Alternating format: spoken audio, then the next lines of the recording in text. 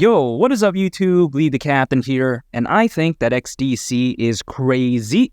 And why do I say this? Because I believe that XDC during the next bull run could hypothetically at least go to the price of $3. And even though that's not financial advice, and even though that's not a guarantee, here are several reasons why I believe that could very well happen.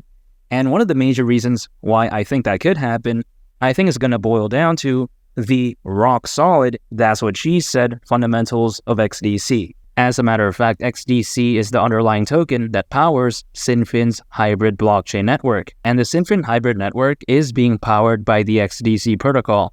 And it is an interoperable blockchain network that was purpose-built for global trade and finance. And I think this is amazing because I think they're clearly focused on the right thing. For instance, the global trade and finance market is expected to reach $5 trillion by 2028.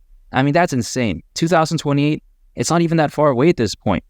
I think clearly XinFin, they're focused on the right thing. However, it doesn't end there because here's something very special. XinFin has the ability to be integrated with internal legacy systems, such as, for example, Swift payment databases. And it can also even integrate data into the blockchain using the ISO 20022 electronic data interchange standard. And now with that being said, some people, they may be wondering, what is ISO 20022? What is that? Is that a position in the bedroom? No, that's completely not the case whatsoever, because ISO 20022, by the way, as of right now, is being used all around the world by many financial institutions for inter-organizational data exchange. So the fact that XinFin can integrate data into the blockchain using ISO 20022, I think is truly something amazing. However, it doesn't end there because currently on its network, it can facilitate over 2,000 transactions per second, which I find very astonishing. Furthermore, on its network, it has an average fee that is 1.5 million times less expensive than Bitcoin and 1 million times less expensive than Ethereum, which I think is absolutely ridiculous. And this right here brings me to my next topic, which is why I think that Ethereum is a Kaka blockchain. And no, I'm not talking about the soccer player Kaka, I'm talking about the number 2 Kaka, because in my opinion, XinFin overall is just a lot better. If we take a look at Ethereum, as of right now, it's not scalable, which I think is a big issue. And also on top of that, its gas fees are completely crazy. I mean, it's insane. It's ridiculous. No one likes Ethereum's gas fees. You know, if an individual, let's say an Ethereum fanboy wants to send their girlfriend's, boyfriend's grandma some ETH, they're going to have to pay a lot of gas fees. And they're probably not even going to be mad that they're going to have to send some ETH over to their girlfriend's, boyfriend's grandma. They're probably not going to be mad because of that. They're going to probably be mad because of the high gas fees. That's how bad it is. You know, really, anyway, take a look at Ethereum. I think it's pretty much a dinosaur at this point. It's very archaic. You know, it's not scalable. How is a layer 1 blockchain nearing 2024 not scalable? That's completely crazy. And also gas fees are complete nonsense. You don't see any of this type of ridiculousness, so to speak, on XinFin. You just don't see it.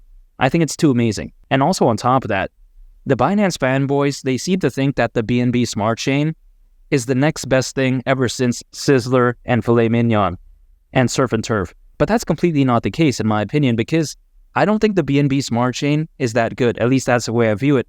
If we take a look at it just last year, in 2022, over 20% of the hacks that happened actually occurred on the BNB Smart Chain ecosystem. So you got to really let that sink in, right? Do we ever see any of this type of nonsense going on with XinFin? We just don't see it. I think XinFin is clearly a lot better than the competition. I think that the BNB Smart Chain is Kaka, and I think that Ethereum is Kaka. At least that's the way I take a look at it. I think XinFin is truly one of a kind. I think it's arguably one of the best out there. And for the people that say that, oh, you know, the best days are behind XinFin, I completely disagree because I think the best days are actually ahead. If we take a look at this, the global blockchain technology market is expected to be worth over $1.4 trillion by 2030. And 2030, it's not even that far away at this point. I mean, we're nearing 2024. It's kind of crazy to think about. But yeah, besides that point, I think that if anything truly showcases as to just how much adoption for blockchain technology we could very well see in such a relatively short amount of time. I think that clearly the best is yet to come for amazing projects much like XinFin. I think the best days are still ahead. I think as enterprise adoption for blockchain technology continues to grow, I think so will XinFin. And personally for me, I think that a major catalyst which could very well allow XDC to hypothetically attain the price of $3 during the next bull run is the fact that I do think that the next bull run could be so legendary. And the reason why I think this way is because as of right now, there's more people than ever before in history owning cryptos, which as a matter of fact is actually over 100 million new crypto owners when compared to the 2021 bull run, which I think is absolutely ridiculous. You know, the 2021 bull run already looked that crazy with over 100 million less crypto owners than today. So you gotta imagine what the next bull run will look like, especially now that we insert 100 plus million new crypto owners. I mean, man, when there's that many people owning cryptos, I think that during the next bull run, the FOMO, buying pressure, buying volume, and as well as the altcoin season, you know, I think all of that could look so ridiculous. And I think that when altcoins start rallying during the next bull run, I think so will XDC. I think that XDC is ready to prove a lot of the haters wrong during the next bull run. And with that being said, what I do is I dollar cost average because I don't bother with day trading, swing trading, or using leverage. That's not what I do whatsoever. You know, the way I view using leverage or day trading, it's the equivalent of having 5 side pieces. You're just going to be very confused. You know, a lot of people that I know that day trade or use leverage, a lot of them, they get absolutely wrecked. They end up becoming guacamole on that Chipotle bowl. And they're always stressed out and anxious all the time. At least friends that I know that day trade or swing trade, they're just, you know, always anxious. And who wants that? No one wants extra stress and anxiety, and that's why I don't do that. I like to keep it simple through dollar cost averaging. And what I mean by this is that I am acquiring XDC on a consistent basis over an extended period of time.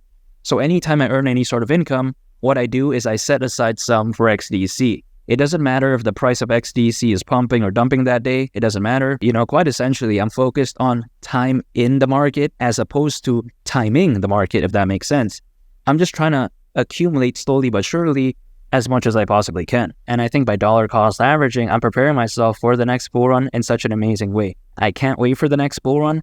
And I think that when XDC hypothetically does go to the price of $3 during the next bull run, you know, I think at that point, all of those XDC critics, or should I say ding-dongs, they're going to be running over, hypothetically, to their girlfriend's boyfriend's grandma, and they're going to beg for that Bratwurst Extender Taylor Swift edition. Gonna be a little bit embarrassing if you ask me, but hey, I'm extremely bullish on XDC. I think XinFin is incredible. I think that XDC is a sleeping giant. That's what she said. And if you want to check out a very interesting video, make sure to go ahead and click on this thumbnail right here. It's a very fantastic video, and I think you all would really love it. It's been Lee the Captain, and I'll catch you all on the next one. I'm out. Peace. Bye.